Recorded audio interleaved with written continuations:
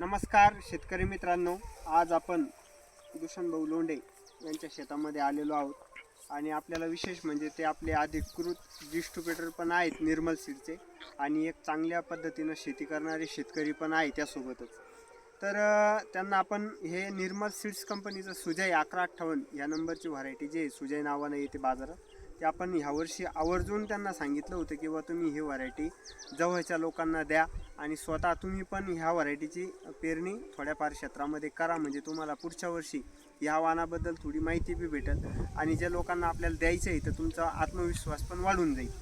तर इथं बघितल्यानंतर ते अक्षरशः इतके समाधानी झाले की त्यांना मी आवर्जून स्वतः पेरायला लावलं, फोर्स केला आणि त्यानंतर त्यांनी आज मला स्वतः सांगितलं की साहेब तुम्ही प्लॉट बघायला चलाच, तुम्ही सांगितल्याप्रमाणे मी पेरलं आहे आणि ओंबी बी कशी आहे, मालाची हाईट किती आहे, सगळ्या गोष्टी तुमच्या लक्षात येईल आल्यानंतर.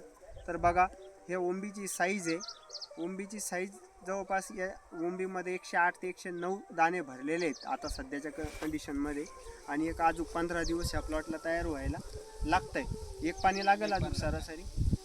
तर अशी प्लॉटची पूर्ण प्लॉटची एक टेबल प्लॉट आहे, खालीवरी नाही, कुठं काहीच नाही. फुटवा खूप मोठ्या प्रमाणात केलेला आहे, पेरणी एकदम व्यवस्थित प्रमाणात झालेली आहे. त्यामुळं काय की याला फुटवा जे आहे खूप मोठ्या प्रमाणात एक सारखा प्लॉट आहे, जो बी जबरदस्त आहे. तुम्हाला काय वाटतं ही व्हरायटी पुढच्या वर्षी चांगली राहील का नाही? चांगली नाही आणि पुढच्या वर्षी आमच्या गावात सरसकट येते, सरसकट पेरतील म्हणजे आत्मविश्वास वाढून गेला आता याच्यातून, बरोबर आहे की नाही? तर अशी ही सुजय नावाची निर्मल सीड्स कंपनीची गव्हाची व्हरायटी आहे.